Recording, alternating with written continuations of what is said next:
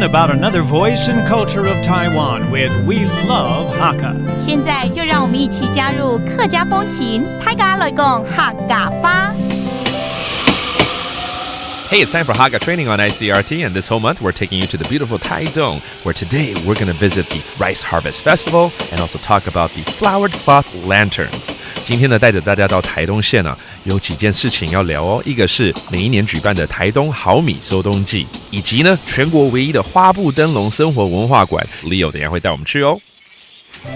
Hello, Leo. 嘿，哇，今天来到台东县你也知道我喜欢吃米，那好米我更想要吃，所以到底台东好米收冬季是什么样的一个活动啊？更多这个台东后米速冻机其实这个就是要讲到当年很多的客家人到这边的时候，就是要种稻子、种田，可是那时候他们就发展出了一个技术他们就叫做刻土。刻土就是在最底下，他们用一个比较沙质的土铺在底下，然后上面是一个粘土层，然后这样种出来的稻米特别香、特别 Q、特别好吃。刻土，好特别哦！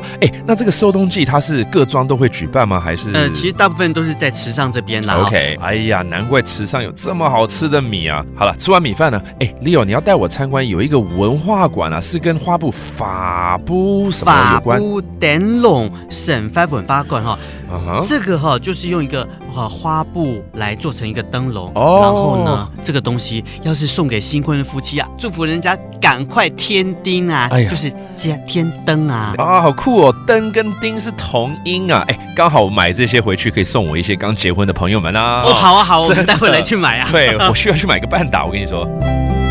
60 years ago, an indigenous group of Hakka moved to Taidong's Guanshan. They developed a system of soil dressing to cover barren earth with rich, sticky soil to allow the cultivation of especially delicious rice. In showcasing their pride, the Taidong Hakka Culture Park this year is holding the Rice Harvest Festival in thanks of the great harvest. Then there's the innovations of Lu Ye residents, who hand-make lanterns out of flowered cloth. These are also given to newlyweds because the Chinese deng sounds like ding, the Hakka word for sun. 好，当然我们要再次教大家客语啦。走点啦！买了这么多花布灯笼，一定要来教花布。花布就叫做法布法布okay, those are floral cloths, okay, and then 灯笼 the lantern, 灯笼，所以两个连起来就叫法布灯笼。我知道啦，这个半打在这边，好好要送给大家了。All right, that does for today's Hakka training on ICRT. 什么太嘎？俺自say张来了。客家风情由客家委员会监制。 We Love Hakka has been brought to you by the Hakka Affairs Council.